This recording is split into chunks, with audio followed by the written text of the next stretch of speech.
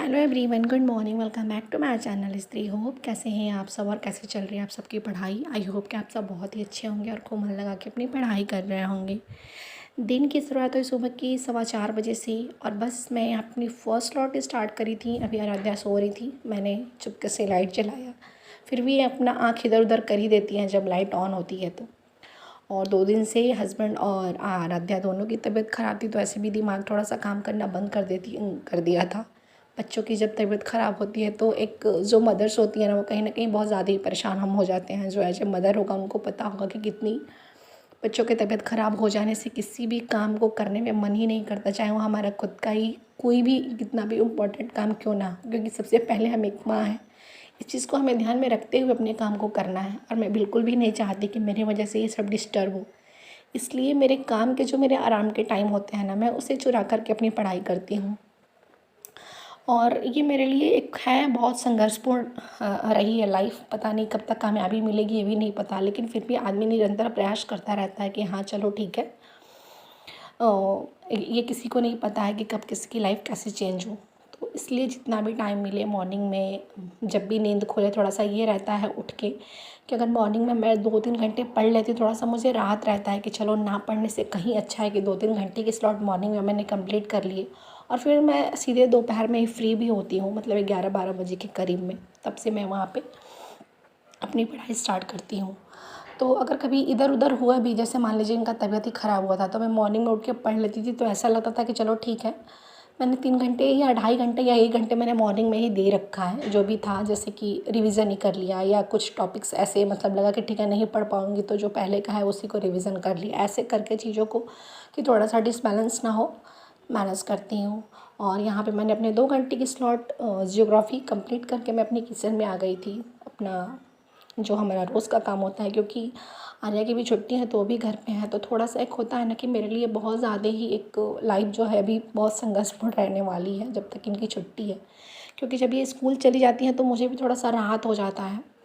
और मॉर्निंग में अभी मैंने कल ही एक अपनी शेड्यूल बनाई, 2 घंटे करंट अफेयर्स, 1 घंटे हिंदी और 2 घंटे जियोग्राफी। जियोग्राफी मेरी विश्व का भूगोल नियर अबाउट अभी 2-3 दिन में, मतलब अगर सब कुछ अच्छा खासा रहा, भगवान ने चाहा तो ख़त्म ही होने वाला है।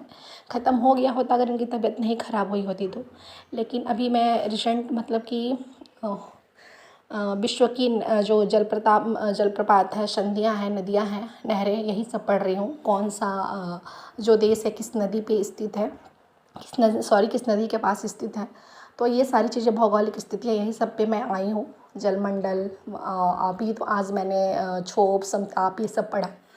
तो ये सारी चीज़ें जो टॉपिक्स हैं मेरे कवर हो गए हैं नियर, बट उसमें अब थोड़ा सा 2-4 पेज दूसरे एंड में बचा हुआ है, जो कि देखिए कब तक ख़त्म हो जा रहा है। वैसे तो मैंने माइंड में है, टारगेट करी है कि इसको मैं कल या परसों तक ख़त्म कर दूँगी।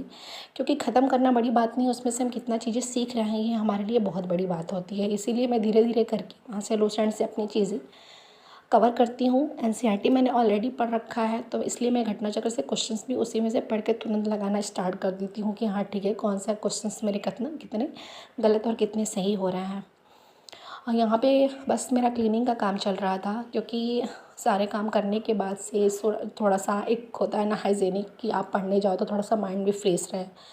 तो इसीलिए दोनों को मैं नहला धुला के अपनी जो क्लीनिंग की काम थी वो मैं कर रही थी। और अभी मेरी जो करंट अफेयर्स, अभी मैं वो घटना चक्र से ही फॉलो कर रही हूँ। मतलब घटना चक्र मैंने बुक लिया था, लेकिन मैं उसको अभी तक पढ़ी थी जब जो पेपर रद्द हो गया आरओ वाला, उसमें मैंने पढ़ा था। दोबारा भी मैंने उसको टच भी नहीं किया था। इसलिए अभी उत्कर्ष वाले चैनल पे मैं नहीं जा पा रही हूँ, क्योंकि वहाँ पे बहुत सारे, एक होता है ना कि कंटेंट है और उतना मेरे पास टाइम नहीं है कि मैं दे पाऊँ। इसलिए मुझे यूट्यूब पे किसी ने सजेस्ट करी थी, मे बी मेरे चैनल पे, मुझे नाम अभी याद नहीं आ रहा है, कि आप जय हो स्टडी पे जाओ, बहुत अच्छा कंटेंट देते हैं। और रियली मतलब कि उनका कंटेंट बहुत ही अच्छा था। बिल्कुल 6 से 7 मिनट की वीडियोज़ उनकी रहती है, लेकिन बहुत ही हेल्पफुल रहती है। इसलिए मैं वहीं पे जाती हूँ। और यहाँ पे दोनों लोगों को मैंने नहला धुला के सुला दी थी। और फाइनली मैंने अपनी सेकंड स्लॉट में करंट अफेयर्स उठाई थी। उनकी क्लास भी आज आई थी, 21 से लेकर 23 तक उन्होंने आज करंट अफेयर प्रोवाइड करी थी। सॉरी, 22 में करवाया था उन्होंने, तो मैंने उसको आज पहले करा उनके वीडियो से। और फिर मैंने बुक उठाई, थोड़ा सा लाइफ बहुत मेरे लिए संघर्ष रह रहा है आजकल। दोनों बेटियां घर पे हैं, लेकिन कोई बात नहीं। वो कहते हैं ना कि ज़िंदगी में तपिश होना भी बहुत ज़रूरी है।